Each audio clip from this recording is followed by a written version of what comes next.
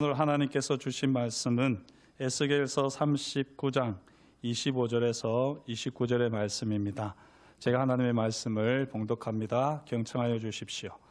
그러므로 주 여호와께서 이같이 말씀하셨느니라. 내가 이제 내 거룩한 이름을 위하여 열심을 내어 야곱의 사로잡힌 자를 돌아오게 하며 이스라엘 온 족속에게 사랑을 베풀지라.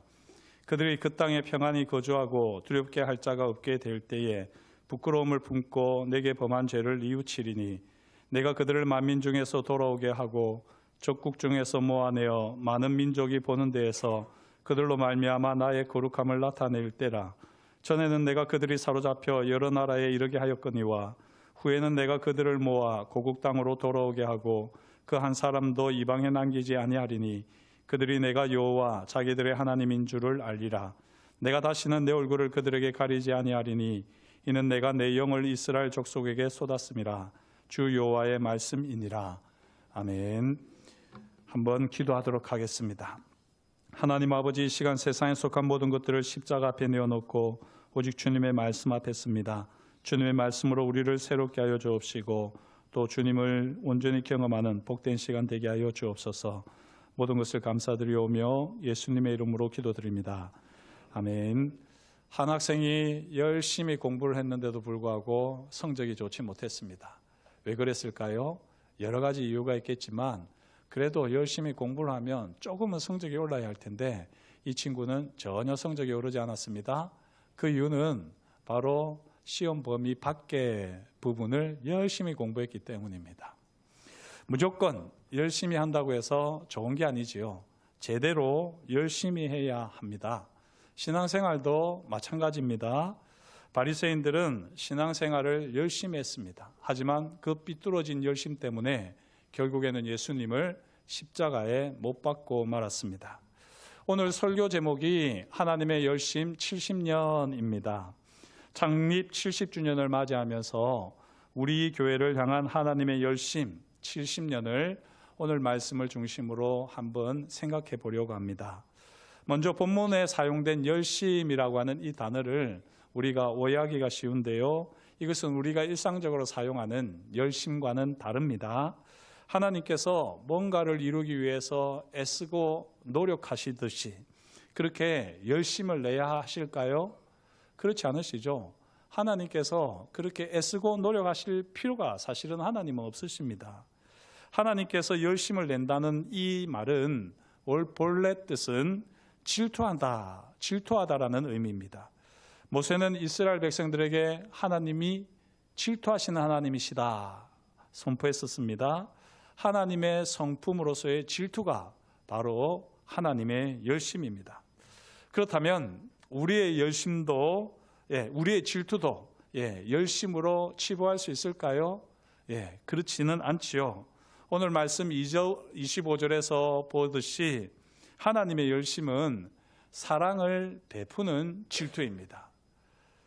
특히 사랑이라고 표현되어 있는 이 단어가 히브리어로 라하함이 되는데요. 라함은 헤세드와 함께 구약 성경에서 가장 중요한 단어다 제가 말씀을 드렸습니다. 뜻이 무엇이지요? 무조건적인 사랑, 긍휼입니다. 사람들은 질투를 하면서 시기와 미움, 분노의 감정을 드러냅니다. 분노의 감정에 사로잡힙니다. 하지만 하나님은 거룩한 질투, 무조건적인 사랑인 긍휼을 베푸시는 질투를 하십니다. 이것이 바로 하나님의 열심입니다. 바라기는 저와 여러분들이 인간적인 열심을 다 걷어내고 하나님의 열심으로 살아갈 수 있기를 축복합니다. 무엇보다도 긍휼을 베푸는 질투가 우리에게 있어야지 됩니다. 다른 질투들은 필요가 없습니다. 오히려 공동체를 힘들게 하고 어렵게 할 뿐입니다. 하나님의 성품을 닮은 질투, 긍휼을 베푸는 질투가 저와 여러분들에게 넘칠 수 있기를 소망합니다. 주전 586년 에스겔이 바벨론 포로 생활을 한 지 12해가 지날 즈음입니다. 이때 예루살렘 성이 정복당하고 예루살렘 성전이 파괴되었다라고 하는 소식을 듣게 되지요. 바벨론 포로 생활 중인 이스라엘 백성들에게 이 소식은 청천벽력과 같았습니다. 무슨 일이 있어도 전능하신 하나님의 성전만큼은 하나님께서 보호하실 줄 알았거든요. 하지만 예루살렘 성전마저도 바벨론 느부갓네살에 의해서 무너지는, 그렇게 하나님의 성전마저도 아무 소용이 없었습니다. 예루살렘 성전이 무너질 때 포로 생활 중에 있었던 이스라엘 백성들의 마음도 무너졌겠지요. 하지만 이스라엘 백성들의 마음보다 더 심하게 아파하신 분이 계십니다. 바로 하나님 자신이 아니겠습니까? 사실 하나님의 마음이 더 무거우셨습니다. 하나님께서는 하나님의 성전을 보호하실 수도 있으십니다. 능력으로 하시자면 충분히 하실 수 있으시지만 이스라엘 백성들을 깨우치기 위해서, 그들이 하나님의 뜻과 하나님의 마음을 바로 이해하기 위해서 하나님 아버지께서도 어쩔 수 없이 마음이 무너지시지만 하나님의 성전이 무너지는 것을 가만히 지켜보고만 계셨습니다. 하나님의 거룩한 이름, 영광스러운 이름이 땅바닥에 나뒹구는 쓰레기 취급을 당하는 것이 바로 성전이 무너지는 것 아니겠습니까? 그러니 하나님의 마음은 완전히 무너질 수밖에 없었을 겁니다. 하지만 이때 하나님께서는 사람과 달리 긍휼을 베푸시는 질투심으로 가득했습니다. 하나님의 열심으로 가득했습니다. 그래서 에스겔을 통하여 미래의 소망을 주시는 예언의 말씀을 선포하게 하셨지요. 그 내용이 바로 에스겔서 33장에서 39장까지의 말씀입니다. 하나님께서 예루살렘을 다시 회복하시겠다 말씀하시면서 그 이유를 36장 22절 23절에서 분명하게 밝히시는데요. 그러므로 너는 이스라엘 족속에게 이르기를 주 여호와께서 이같이 말씀하시기를 이스라엘 족속아 내가 이렇게 행함은 너희를 위함이 아니요 너희가 들어간 그 여러 나라에서 더럽힌 나의 거룩한 이름을 위함이라. 여러 나라 가운데서 더럽혀진 이름 곧 너희가 그들 가운데서 더럽힌 나의 큰 이름을 내가 거룩하게 할지라. 내가 그들의 눈앞에서 너희로 말미암아 나의 거룩함을 나타내리니 내가 여호와인 줄을 여러 나라 사람이 알리라. 주 여호와의 말씀이니라. 하나님께서는 예루살렘을 다시 회복하시는데요. 그 이유가 무엇이라고요? 이스라엘 백성을 위해서가 아니라는 겁니다. 오직 더럽혀진 거룩한 이름, 여호와 하나님 그 이름을 위해서 하나님께서 예루살렘을 다시 회복하신다 말씀하십니다. 여호와 하나님의 영광을 위하여 건축된 성전이 아니었습니까? 하지만 그 성전이 완전히 무너졌습니다. 이때 여호와 하나님은 더 이상 별 볼 일 없는 신으로 전락해버렸습니다. 다른 나라가 섬기는 우상보다 나을 것이 하나도 없습니다. 여호와 하나님을 섬기는 성전이 무너지고 이스라엘이 멸망했으니 여호와 하나님은 그 어떤 신보다 무기력한 신으로 여겨졌습니다. 이와 같이 더럽혀진 거룩하신 이름을 위하여 여호와 하나님께서는 열심을 내어 예루살렘을 다시 회복하겠다 말씀하셨습니다. 그렇다면 이 예루살렘을 다시 회복하시기 위해 하나님께서는 어떻게 열심을 내셨을까요? 그게 바로 에스겔 36장부터 39장까지의 내용인데요. 특별히 36장 22절 23절이 시작 부분에 해당하고 오늘 봉독한 말씀 39장 25절에서 29절까지가 마지막 부분에 해당합니다. 이 시작과 마지막을 양쪽 괄호로 생각하면요, 그 안에 들어있는 내용이 바로 더럽혀진 거룩한 이름을 위하여 여호와 하나님께서 하실 일들입니다. 이 일들을 우리는 일목요연하게 정리할 수 있습니다. 무엇보다도 제일 먼저 여러 나라에 흩어진 하나님의 백성들을 약속의 땅 예루살렘으로 돌아오게 하십니다. 그러고 나서는요, 여호와 하나님께서 거룩하신 큰 이름을 위하여 세 가지 열심을 내시겠다 말씀하십니다. 이 세 가지 열심은 70년 바벨론 포로 생활 동안 이스라엘 백성들이 마음에 새기고 기대와 소망으로 확인해야 할 약속입니다. 그 세 가지 약속이 무엇일까요? 세 가지 열심이 무엇일까요? 첫 번째, 거룩하신 큰 이름을 위한 여호와 하나님의 첫 번째 열심은 36장 25절 27절에 구체적으로 나와 있습니다. 여호와 하나님께서는 이스라엘 백성들을 전인격적으로 변화시키겠다라고 말씀하십니다. 이스라엘 백성들을 전인격적으로 변화시키는데 하나님께서는 열심을 내시겠다. 긍휼을 베푸시는 질투심을 바라겠다 말씀하십니다. 25절 맑은 물로 모든 더러운 것과 모든 우상 숭배로 더러워진 육신을 정결하게 하시겠답니다. 26절 새 영과 새 마음을 주어 육신에서 굳은 마음을 제하고 부드러운 마음을 주시겠다 약속하십니다. 27절 하나님의 영 성령을 속에 두어 하나님의 율례와 규례를 지키게 하시겠다 말씀하십니다. 하나님께서는 이스라엘 백성들이 영과 혼과 육, 이 전인격적인 변화를 가져올 그때를 바라보시면서 하나님의 열심으로 포로 생활을 하는 이스라엘 백성들을 돌보시겠다 말씀하셨습니다. 하지만 바벨론 포로 생활 중에 있는 이스라엘 백성들은 이 하나님의 약속에 관심이 없습니다. 하나님의 열심에 관심이 없습니다. 하나님께서 긍휼을 베푸시는 질투심으로 역사하시지만 소수 사람, 오직 남은 자들만 이 하나님의 약속을 부여잡고 하나님의 열심에 사로잡혀 70년을 보냅니다. 나머지는 그 70년을 호송세월하는 거죠.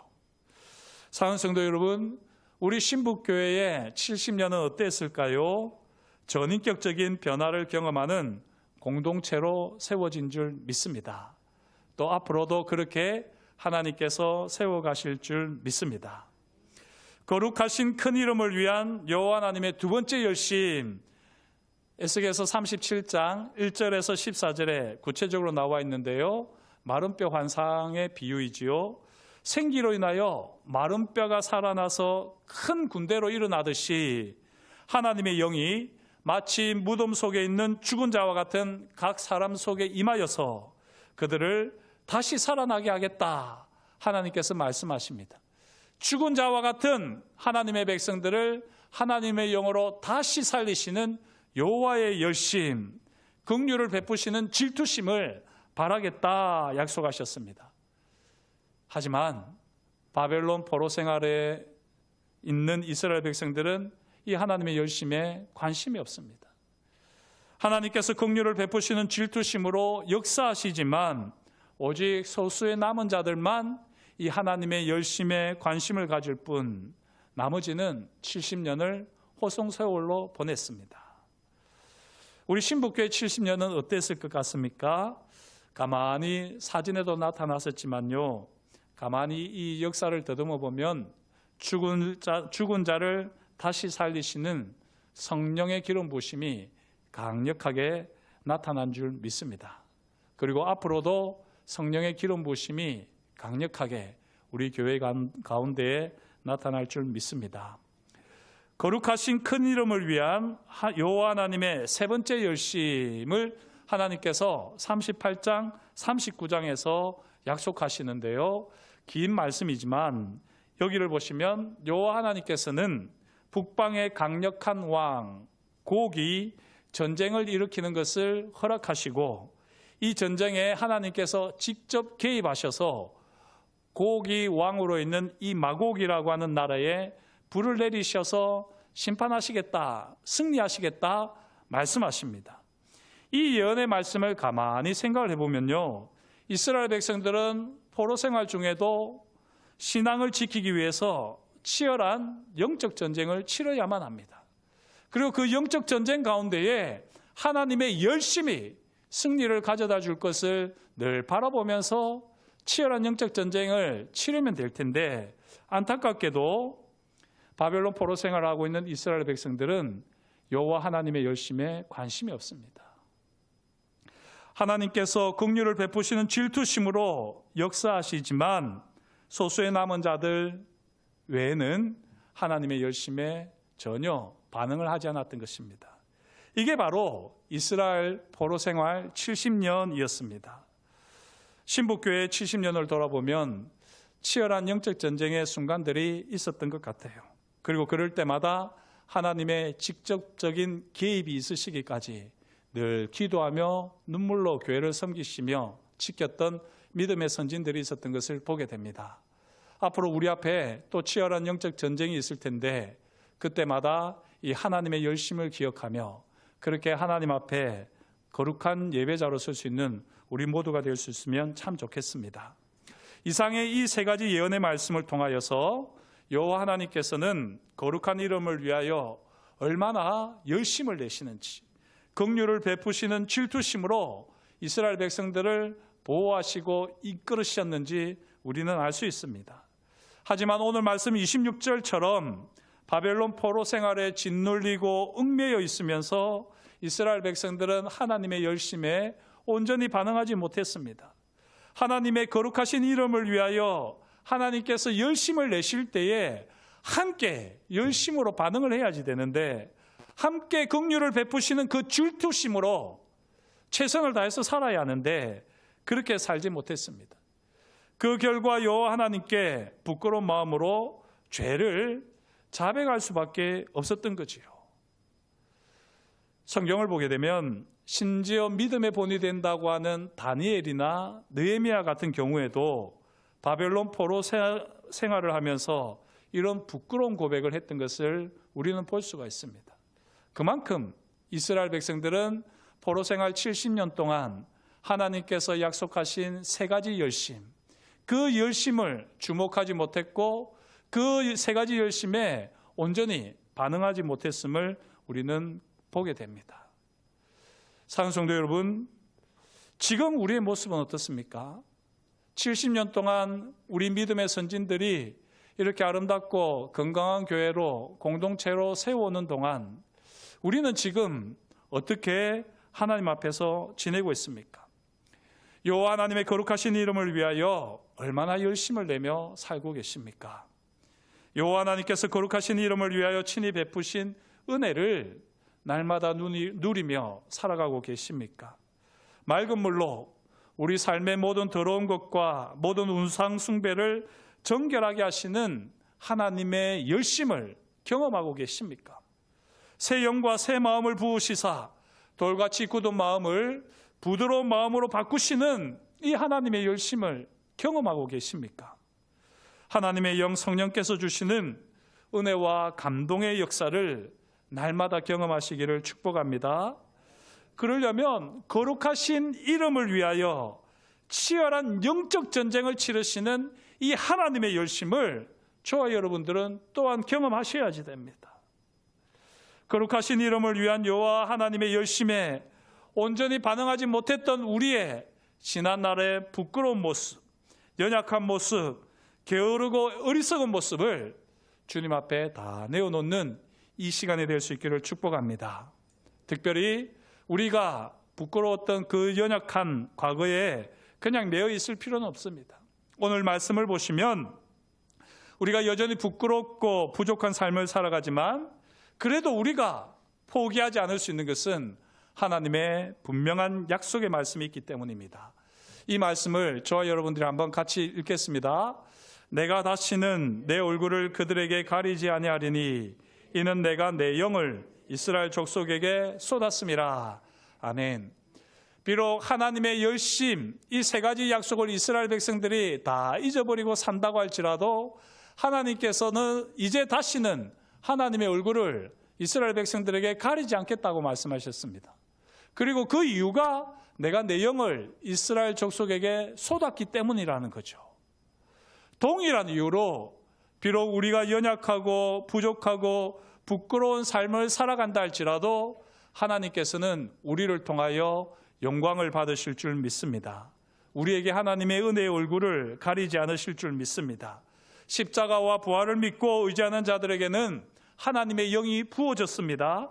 하나님의 성령께서 이제 우리 속에 내주하시기에 비록 우리가 여전히 부족하고 연약하다 할지라도 여호와 하나님께서는 반드시 우리를 통하여 영광을 받으시고 능력을 나타내실 줄 믿습니다.